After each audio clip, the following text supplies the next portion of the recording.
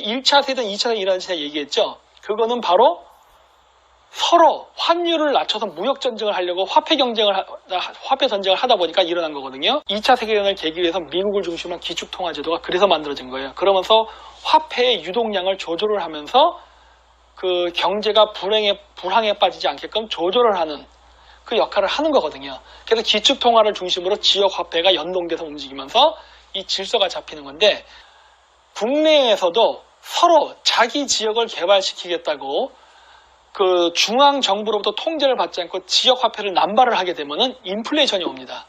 지금의 이 방식은 뭐다? 한국의 중앙은행의 기축통화 발행본을 지역 화폐가 갖게 되는 거예요. 왜? 지역 화폐가 지 마음대로 확 발행을 해버린다니까? 그건 중앙은행은 할 수 없이 원화 발행을 해야만 돼.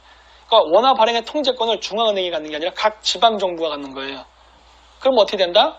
그렇게 남발이 되게 되면 그 지방재정은 부도가 나요. 그래서 지역화폐를 남발하게 되면은 인플레이션이 발생하고 경제공황이 옵니다. 지금 문재인 정권 이거 하려는 거예요. 근데 이유는 뭐다? 선거. 1년 뒤에 일어날 선거 때문에. 선거 때문에 지금 원화 확보를 하려고 화폐가 공을 제거하니까. 근데 문제는 뭐다? 그만큼 우리나라 부동산 자산의 가치는 하락해버리는 겁니다. 그러면 누가 좋을까? 외국인. 그럼 외국 자본이 우리나라의 기업이고 부동산이고 다 해먹겠네. 그렇죠? 그런 생각이 지금 드는 거예요. 그래서 참 얘네들은 하다 못해서 진짜 어쩌면 이렇게 우리나라의 그 재산을 외국 놈들에게 팔아먹기 위해서 이런 개질을 하는지 모르겠어요. 예? 근데 화폐 계약을 하면 또 어떤 또 문제가 생기냐? 그런 것도 있죠. 예를 들어 우파 사람들. 우파 사람들도 아니면 대기업들도 따로 꽁쳐놓은 현금이 있겠지. 현금이 있을 거 아니에요. 화폐 계약할 때 어떤 문제가 생깁니까? 지하에 숨겨져 있던 지하 자금이 바깥으로 나오게 되거든. 그러면 어떻게 된다? 지금 얘네들은 지금 지역 화폐를 남발하고 이런 식으로 해가지고 지금 얘네들이 돈을 어떻게 보면 현금을 확보하는 거예요. 그래서 선거를 대비해 선거 자금을 모으는 작업을 한과 동시에 물론 인플레이션이라는 부작용이 있지만 다른 효과는 뭐냐? 우파 쪽 진영이 또 나름대로 비자금이 있을 거 아닙니까? 이걸 양성으로 드러나게끔 해서 거기에 대해서 세금 폭탄 매기고 자금줄을 끊고 해서 선거에 자금이 부족하게 만드는 효과도 같이 노릴 수 있지 않나라는.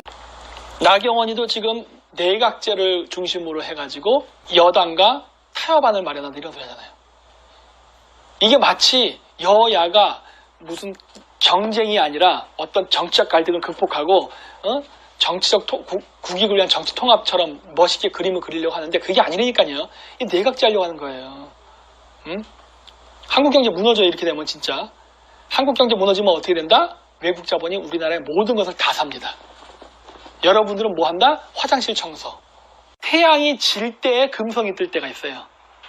그럴 때는 그거는 어둠을 몰고 오는 자라 그래서 바로 악마의 이미지가 되는 거예요. 그러니까 천사 악마는 같은 별에 두 가지 의미가 동시에 있는 겁니다. 예. 그렇다고 해서 그게 진짜 천사 악마냐? 그거는 아니에요. 그냥 그렇게 방편상 부른다요. 그냥 천사 악마라고 하지 말고 플러스와 마이너스라 생각하면 돼요. 왜? 고대 종교에서는 선과 악의 이미지는 존재하지 않습니다. 왜? 모든 생명체는 존재의 그 가치가 있다고 보는 거예요. 우리가 그 서양에서 늑대를 사탄의 동물이라고 그러잖아요. 근데 늑대가 왜 사탄입니까? 유용한 동물인데. 이 생태계라는 거는 나무가 있고 그러니까 풀이 있고 풀을 먹는 초식동물이 있고 초식동물을 먹는 육식동물이 있어요.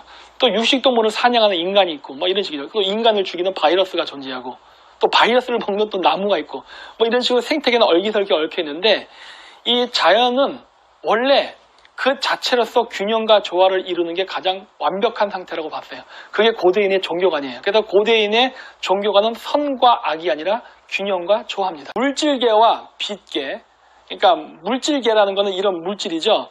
물질계에서 빨주노초 파남보 색깔을 섞으면 어떻게 됩니까? 검정색이 됩니다. 그 물질이 아닌 빛색에 빨주노초 파란보에 빛을 섞으면 어떻게 돼요? 흰색이 된다니까. 그럼 검정색과 흰색은 똑같은 색깔인데 섞었을 때 하나는 흰색과 하나는 검정색이 나타나는데 그럼 하나는 선이고 하나는 악이에요? 아니라니까 그러네. 그 다양성을 하나로 합치는 순간 어떻게 되냐? 제로로 수렴된다 해요. 완벽한 고요 상태. 그게 고대인의 사고방식이라니까 그러네. 그래서 어떤 특정한 색깔을 하나를 강조하는 순간 어떻게 된다? 그 사람은 세상에 얽히게 된다 해요. 따라서 종교는 모든 거를 다 봐야지 바로 빨주, 나초, 파남보가 섞이면서 지금 제가 바라보는 이 색깔, 이게 어떻게 보면 일종의 객관적인 색깔이라고 볼 수 있죠. 왜? 우리는 빨주, 노초, 파남보 7가지 색깔을 다 인지를 하니까. 물론 여긴 자외선과 적외선이 있지만 일단 이거 빼고라도 보다 많은 색깔을 인지할수록 보다 많은 색깔의 실체적인 색깔을 정확히 구별하게 된다고요. 근데 한 가지 색깔만 이해한다면은 그 사람은 모든 세상이 빨간색으로 보이거나 파란색으로 보인다니까. 그래서 모든 것들은 다양한 색깔을 봄으로써 전체를 균형을 잡아서 볼 수 있게 하는 시각이 갖춰지는 거예요. 이게 제가 오랫동안 고대사를 연구하면서 터득한 종교론입니다. 그래서 모든 종교에 대한 거를 다 공부했어요. 예.